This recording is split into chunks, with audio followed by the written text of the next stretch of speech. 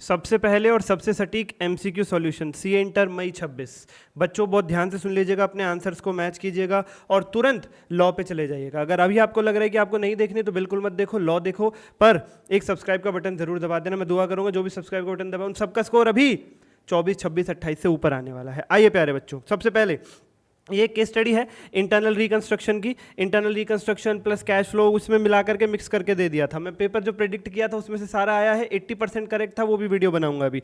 तो इसका पहले क्वेश्चन जो है इस पहले क्वेश्चन का आपका आंसर रहेगा बच्चा पार्टी, इसका ये आपका 9,40,000 रुपीज़, 9,40,000 रुपीज़ का करेक्ट आंसर रहेगा। कैसे आएगा सर?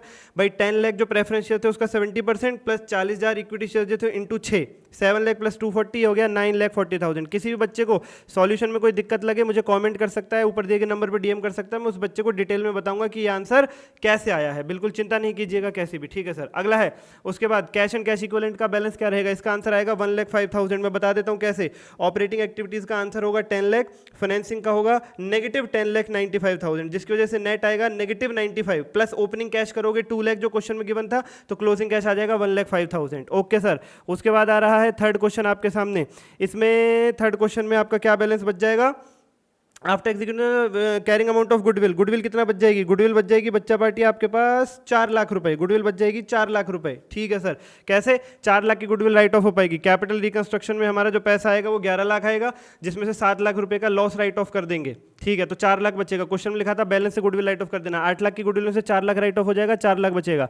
और ये मैंने बताई दिया आपको cash flow from operating activities का आंसर 10 लाख होगा। ये कैसे आएगा 10 लाख? इसका आंसर प्यारे प्यारे बच्चों मन के सच्चों 12 lakh plus 2 lakh minus 1 minus 3। ठीक है sir. 12 lakh net profit before tax है, 2 लाख डेप्शन को ऐड करते हैं, minus 1 lakh increase in current asset है और minus 3 lakh income tax paid है। Okay sir. Amalgamation adjustment reserve को क्या करते हैं? Statutory reserve of amalgamating company में, इसका आंसर सी होगा। ठीक है सर, ठीक है सर, ठीक है सर। देयर आफ्टर ये केस स्टडी है अकाउंटिंग स्टैंडर्ड 7। मैंने कहा था यहाँ से भी केस स्टडी आएगी अकाउंटिंग स्टैंडर्ड 7। हाँ 10 मैंने नहीं कहा था, फिर भी 10 आया था, कोई नहीं, हो जाता है। तो प्यारे प्यारे बच्चों, इसमें सबसे पहला जो क्वेश्चन है उसमें लिखा हुआ है कि कितने परसेंट रेवेन्यू रिकॉर्ड होगा? भैया 7798800 divided by 7798800 plus 3841,200, 67% cost incur हो चुकी है, तो 1 crore 2 lakh total contract price का 67%। इसका आंसर हो जाएगा 68,34,000। Okay sir, 68,34,000। ठीक है सर जी। उसके बाद एक क्वेश्चन आया था जिसके अंदर ये पूछा गया था कि आप इसका क्या करोगे? अपना ये एक मिनट, लेट मी चेक। इसका हो गया 68,34,000। ठीक है सर जी। ये वाला क्वेश्चन, हाँ, कि जो ट्रायल रन प्रोसीड है उसका क्या करोगे? कैपिटलाइज नहीं करोगे, स्टेटमेंट ऑफ पी&एल में जाएगा। 7th का आंसर बी आएगा। उसके बाद एनुअल डेप्रिसिएशन कितना पी&एल में चार्ज करोगे मशीन में? इसका आंसर होगा 23,40,000। कैसे? 320 लाख की कॉस्ट माइनस 80 लाख जो रिफंड मिल गई ग्रांट से, माइनस 6 लाख रुपए साल्वेज वैल्यू डिवाइडेड बाय जो लाइफ है 10, 23,40,000 इसका आंसर रहेगा। Okay sir ji. Thereafter goodwill और कैपिटल रिजर्व कितनी बच जाएगी? ये तो बताई दिया आपको, 4 लाख की गुडविल बच जाएगी, 4 लाख की गुडविल बच जाएगी। अच्छा, उस इन्वेस्टमेंट के बाद, ठीक है ठीक है। तो 1 अप्रैल 25 को 3 करोड़ 40 लाख की इन्वेस्टमेंट इंटू 10%, 40 लाख में से माइनस करो, 6 लाख की गुडविल जनरेट होगी। फिर 1 अक्टूबर 25 को 4 करोड़ इंटू 25%, नेट एसेट हो जाएगा 1 करोड़, और आपका पे किया है 58 और 40 98 लाख, 2 लाख का कैपिटल रिजर्व आएगा। 6 लाख की गुडविल माइनस 2 लाख का कैपिटल रिजर्व, ये आपका कितना बचेगा प्यारे प्यारे बच्चों? ये आपका बचेगा 4 लाख। ओके सर जी, नो प्रॉब्लम सर जी, नो प्रॉब्लम। ठीक है सर। अच्छा, उसके बाद ये अर्निंग पर शेयर, इसका आंसर होगा 4.4। न्यूमरेटर में आएगा 23,25,500 minus 450 preference dividend divided by 5 lakh into 5/10 into 3/12 plus 470 into 9/12 जो फुली पेड हो गए, प्लस 30,000 अभी भी पेंडिंग इंटू 5/12 इंटू 9/12, 4.4। AS20 का आंसर आएगा 4.4। ओके सर जी। उसके बाद नेक्स्ट है हमारा ये कि इन्वेस्टमेंट वाला, ये जो AS2 की केस स्टडी बना करके दे दी है, ये लीजिए बच्चा पार्टी, ये लीजिए बच्चा पार्टी।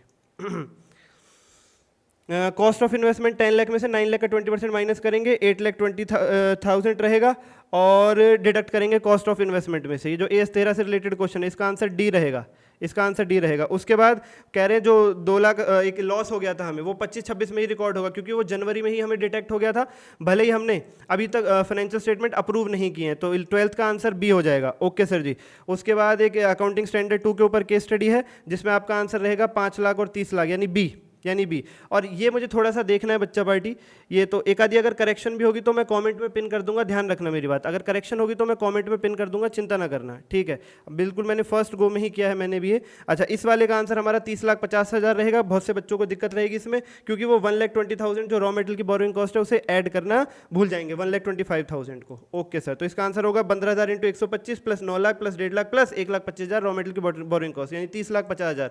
और आखिर में प्यारे प्यारे बच्चों इसका आंसर होगा 13,80,000। कैसे? 14 लाख माइनस 40,000 माइनस 40,000 प्लस 60,000, 13,80,000। अब किसी बच्चे को कुछ भी पूछना है डीएम कर देना, कोई एक आधी करेक्शन होगी तो मैं उसको भी इसमें इंक्लूड कर दूंगा। चलो अभी के लिए इतना ही, धन्यवाद। लाइक सब्सक्राइब जरूर करें।